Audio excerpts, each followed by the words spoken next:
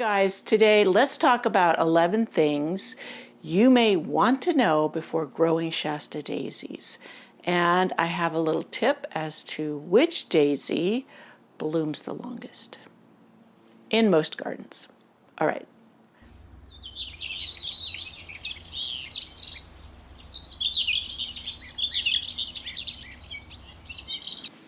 Yeah, I have my notes so I didn't forget anything and get off track. So, one thing I love about daisies is I love the white, but they are such a cottage classic in the garden.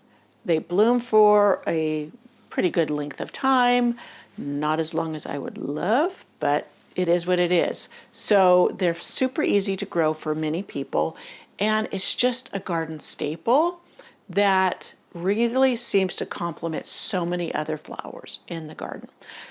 As we talk, I will walk through the garden and share with you some of mine that I have growing. Right now, they've just started blooming profusely, and this is going to be the first week. Well, tomorrow's the first day of July. This has been a strange year. So you never know when they're going to start in your garden. You may have a longer growing season than I do, so they would maybe start sooner. We do not get, our last frost date is the end of May, so that tells you how things take a little bit longer to get started than in most gardens. I am in zone 8B, but that doesn't, the zone, and I have a whole video on it, doesn't determine when things will bloom for you or how they will grow for you. It'll just tell you whether or not they will, if they're a perennial, overwinter for you in the ground. So there's a whole bunch more to it than that. So let's get started on growing our Shasta daisies. So number one, what you need to know, they love full sun. Now they can take part shade, but they tend to get super tall, lanky, and flop when they don't get enough direct sun. In places that get prolonged heat over 95 degrees, then a little bit of afternoon shade would work, but you still want them to get at least 6 hours of sun. So morning sun, maybe a little bit of afternoon shade. I'm grinning a little bit because before they took the trees down, the tall evergreens across the street from me, my garden in the side did get a couple of hours of afternoon shade. Morning sun, 2 to 4, afternoon shade, and then from 4 on until dark, it got direct sun again. And everything in that side garden just bloomed beautifully. The daisies did get a bit tall. They are still a little bit on the tall side. So there's just also different heights you can buy. So full sun is recommended for daisies. So what does too much shade lead to? I gave you a little hint about being lanky, but fewer flowers, weak stems, plants that flop, I mentioned that, increased risk of fungal diseases. Yeah, if you live in a high humid area, that they could get some powdery mildew. Now I have a video on a milk spray, and I'll just tell you what you do right now. You can use milk or buttermilk. I use full fat.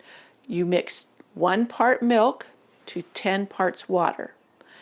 Put it in a spray bottle and you spray your plants weekly, even before powdery mildew starts. If you know you have a problem with it, start ahead of time, and that will prevent it from getting going. There's something in the milk, I can't remember, some bacteria that inhibits the growth of the powdery mildew. So it worked for me on roses. The roses in my garden that were susceptible to it, it worked very well on. And it doesn't harm anything else. Of course, you wouldn't want to spray it directly on a pollinator, of course, but once it's dried, it's safe. So if your flowers aren't blooming well, then your daisies, then you might want to check how much sun they're getting. So number 2, excellent drainage is more important than rich soil. Shastas aren't particularly demanding about soil fertility. Now we all amend our soil to make sure that it has, the compost, so it has the rich organisms in there, but this is talking about high fertility, not just amending for soil health. Okay, so they do require good drainage. So wet soil, especially during winter, can cause the crown to rot. I haven't had that issue, but I do, my clay soil I've amended many, many years, so it does drain well. If you have heavy clay, I have a video on how to amend it that you can watch. Generously with compost, you amend it. Consider planting in raised beds or slight mounds to improve drainage. Avoid locations where water stands after rain or irrigation.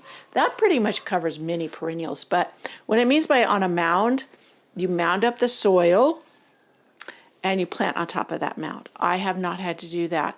I shared in one of my planting iris videos how I do it for irises, and it works well for any other flower that needs good drainage. If you have very heavy wet clay that you're having to wait to amend, or you need to amend for longer before it drains well.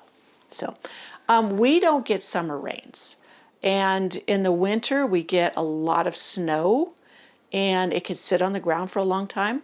I'm going to sneeze. But still, the daisies make it just fine, my Shasta daisies and my crazy daisies.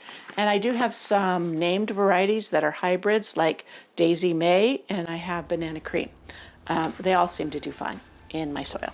Okay, number 3, they bloom longer than most people expect, but still not long enough. Okay, many gardeners think Shasta daisies bloom only briefly. In reality, a healthy plant can flower for 6 to 8 weeks. That's about right. Sometimes longer with regular deadheading. Deadheading is removing the spent blooms, meaning once they're done blooming, and that prevents the plant from putting energy into seed making, and it wants to put out more blooms because it's engineered to go to seed so that it can regenerate itself.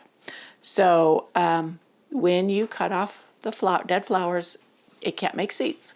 Then it regenerates more flowers. That is the premise of that. With the daisies, it takes mine a long time to regenerate new blooms. So yes, right here it says, many gardeners are rewarded with a lighter rebloom later in the season. That's true. The first bloom is huge masses, and then the secondary bloom after deadheading is sporadic, but still beautiful. Okay, number 4, they usually need dividing every few years. Mine love it here. The patches will get massive.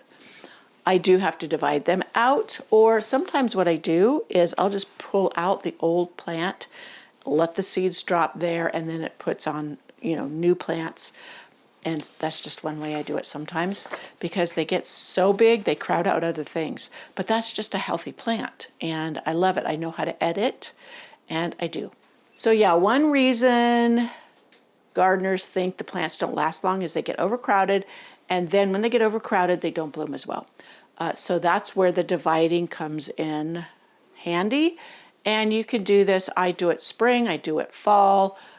I do it whenever I just notice that the plant's not doing well. And sometimes I just pull the whole plant out, pull off a little piece of it, put that back, the rest gets moved, put in pots, or just thrown in the compost.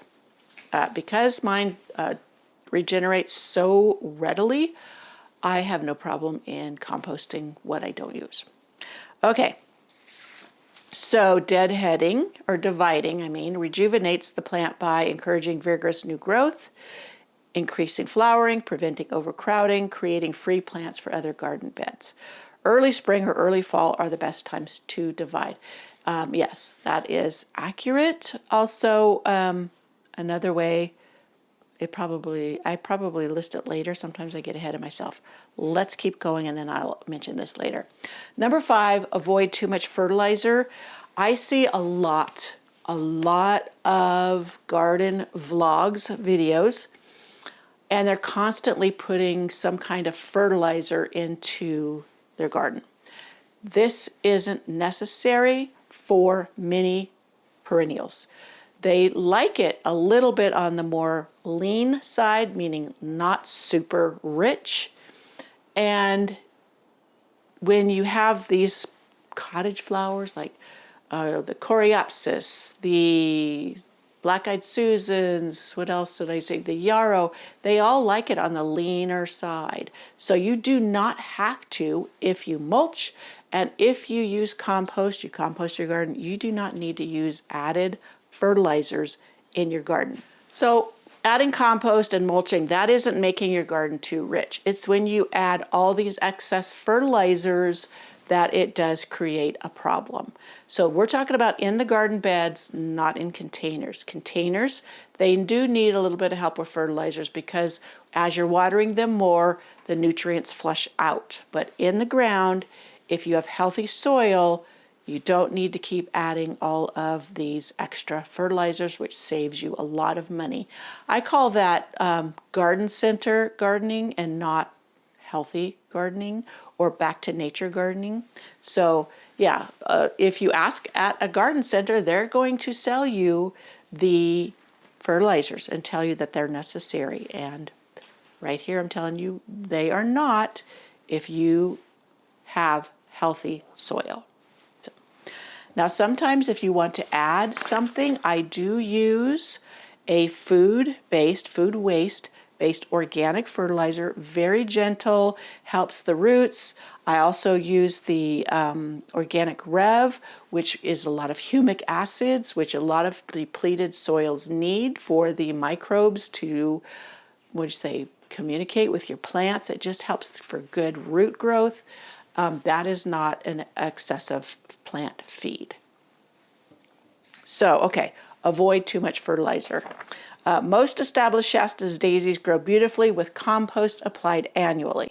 A light application of balanced fertilizer if needed. If you don't have a good soil yet, you're working on it, then yeah, you would maybe use a good balance. Now, I discussed with you what a balanced fertilizer was in a prior video. It is not where every number is the same, the NPK. You want something that's more like 3-2-1 or 2-3-1, where nitrogen, soil needs nitrogen, or not soil, plants do need nitrogen for good growth. The middle number is the phosphorus, and the last number is the potassium, I do believe. Anyways, those two, the last two, they do not migrate out of your soil as quickly as nitrogen does. That is why normally I aim for a 3-2-1 fertilizer if I use one. Organic, because they're very gentle. A lot of times if I have extra worm castings, they're perfect because it's just what the soil needs. It's very, very gentle. So yeah, avoid the bloom boosters. I have a whole video on bloom boosters and why that's a big myth. Starter fertilizer, I have another video on that. That is another thing you want to avoid. So yeah, let's get away from buying all these products and start nurturing our gardens naturally. That will save you so much money. It will also save you time, and it helps mitigate pests. Yes, it helps to mitigate pests, which is huge for most people. All right, 6, they make excellent cut flowers. They do. They are a favorite. They're so, complement other flowers in an arrangement. You want to harvest your stems early in the morning, just as the flowers are fully opening. So that maximizes the vase life, along with removing the lower leaves. Use clean, sharp pruners. Place stems immediately in the water and change the wastewater every few days. And they should last a week or more indoors in a cooler environment. So 7, pollinators love them. Yes, they're a nice flat flower. They aren't the richest nectar source compared to some native flowers, but they still attract a variety of beneficial insects. I often get people saying, oh, you have to grow only the native variety to benefit the pollinators. That is not accurate. Some of them have less nectar, but when you have a longer blooming flower garden, then you are going to benefit the pollinators even more than if you had all natives, which most natives are shorter blooming. And that is just their nature. If you want to read up on a study, it was called the Great Dixter Experiment, where they compared, they had a native meadow outside of the area, then they had a walled garden that was a mixture of the natives and other hybrids. And the comparison was very, very interesting. So look that up and read it for yourself, and you will see that a cultivated garden that incorporates natives is even better for pollinators than an all-native garden. And that is not me saying it, that's the study that has been done. Okay, so you can expect visits from bees, butterflies, hoverflies, and small beneficial wasps on your Shasta daisies. Yes, and if you let some go to seed, the birds will enjoy that in late fall, early winter. Number 8, they pair beautifully with other cottage garden favorites. Yes, I love them in my garden, and hopefully you've enjoyed the shots of the daisies in my garden. I have several crazy daisies and others. I will try to put the name, if it's a crazy daisy selection or a named variety, in this video over it when I show you those clips. So that's one of the reasons in my garden why they are so popular, the Shasta daisies, because they blend so well with all the other colors, being the white with the yellow center. They're such a classic look. And yeah, they pair the companions with them, in my garden especially, is roses, salvia, catmint, echinacea, yarrow, hardy geraniums. Love that. I need to do a video on hardy geraniums. Feverfew, Verbena bonariensis, that purple with the white, that is so great, gorgeous. Coreopsis and Russian sage. So they brighten colorful borders and they unify mixed perennial plantings. Yeah, that white can interrupt. Like if you've got a shocking red against this other color you think wouldn't blend well with it, you have the daisy between, it creates, what do you say? I don't know, just the segue to make it fit beautifully. Okay, 9, they can flop if conditions are right. Yes. If they start to flop, it could be for many reasons. Some, too much shade, too much fertilizer. This is why you don't want over-rich soil. You will have to stake them if you have it too rich. Overcrowded clumps, rich soil producing soft growth, heavy rain or irrigation during bloom. Also overwatering. So providing full sun and dividing plants every few years usually keeps stems much sturdier.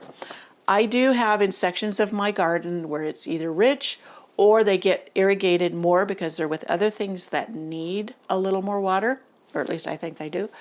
I stake them. They do flop. But in an area alongside the road where it's very dry, very sandy, very unfertile, whatever you want to call it, they stand up straight. They don't flop. They don't get too tall. The ones, I'll show you some that have gotten too tall, they're starting to flop already. And they've just started blooming. But that's just one of the causes. I know in that area what the issue is, and I either cut off the ones that flop or I will stake them up. So 10, they are so easy to grow from seed. They are. And it says, but there's a catch. Many Shasta daisies can be started from seed. However, not every variety comes true from seed. That is true.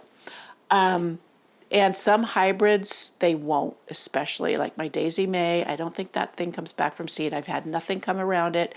The Banana Cream, which is a hybrid, also does not set seed. But my Crazy Daisies do, and you never know what you're going to get because Crazy Daisies, there's a whole variety of petal shapes, sizes, etc. in that genre. And it's one of the things I love about them. So named cultivars with unique characteristics such as extra double flowers or compact growth are usually propagated vegetatively to preserve those traits. Now there's one called White Queen, something Queen, Snow Queen, and it stays very short. It will not come true from seed. There's another one that also is a dwarf variety, same thing. They won't come true from seed. Also Becky, daisies, which are a cultivar of Shasta daisies, fall into that category. We'll talk a little bit more about Becky daisies in a minute. So if you purchase seeds, expect some variation among seedlings depending on the variety. If you fall in love with a particular named cultivar, dividing the original plant is the best way to create identical new plants. Yes, I had to divide my banana cream and I got more. Is this the original banana cream? It's not the big banana cream 2, but it divided beautifully and I've got more. So 11, they are surprisingly long-lived with proper care. That doesn't surprise me, but they are very long-lived. Although individual flower stems bloom for only a short time, the plants themselves can thrive for many years. The keys to longevity are simple: full sun, good drainage, regular division, deadheading, avoid excessive fertilizer, watering deeply while allowing the soil surface to dry slightly between irrigations. Now, go to my pulse irrigation video, and this talks about how you can save water with your drip irrigation system. It can save up to 80% of your water usage if done properly.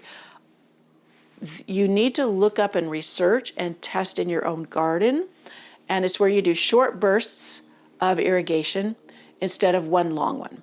So when you do short bursts, you do the same amount of time, you just do it throughout the day, maybe 3 10-minute increments or whatever. What that does is it makes the water go vertically first before it goes down. It still will go down deep. Some people say, oh, you're not getting down to the deep roots. It does go down deep, but you need it to spread horizontally first, because that is in the shallower soil is where the main uptake of water is for the majority of plants. And yet that water will still go down deep. So if you have a drip irrigation system, it'll go down in a straight line if you do just long and infrequent. And then it's not getting the full extent of watering to the plants that it should. So that's the short and sweet version. Alrighty, now I wanted to talk about Becky daisies. Becky daisies, and a viewer told me about this because I was saying how mine didn't bloom as long as I wanted to. And then they commented that the Becky daisy does. It blooms longer, it stays straighter. This is all the attributes I've read about. And so I'm definitely going to incorporate one or some in my garden, but you have to buy the plant. You can't grow it from seed. So it's one that's been vegetatively propagated, and yes, I want to test it out and see. So if you want to incorporate Shasta daisies in your garden and you want for sure one that lasts longer in bloom time, then go ahead and give Becky a try. But please do go ahead and grow some of the crazy daisies. They are magnificent, and they're so interesting. I love not knowing what you're going to get when you start the seeds, and then when they cross-pollinate and then reseed themselves and they come up in clumps around the garden, you still don't know what you're going to get. And it's just kind of a fun adventure, but they're always beautiful.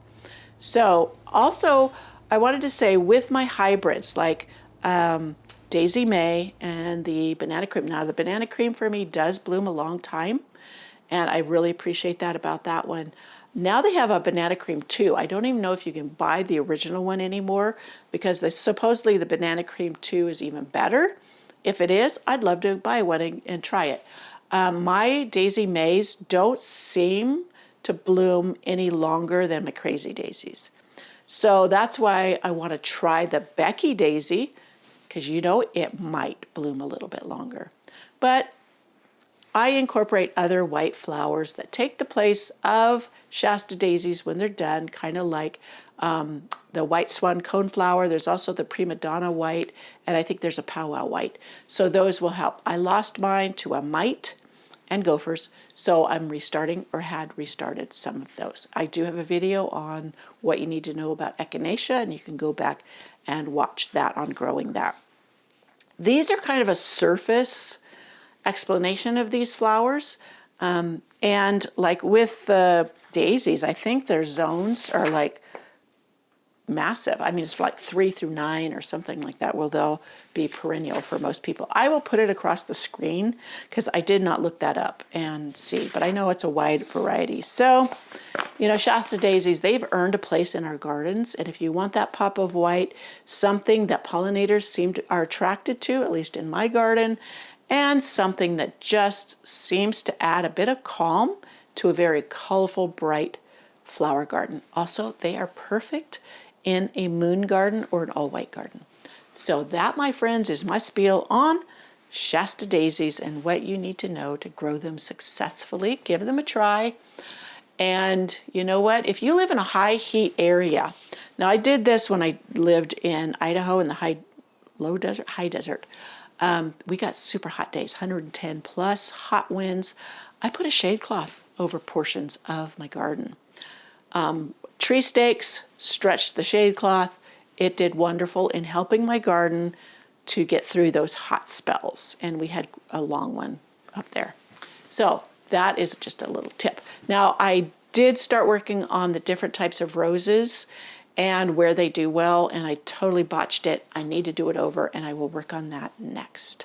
I hope you found this video helpful, and do grow some daisies.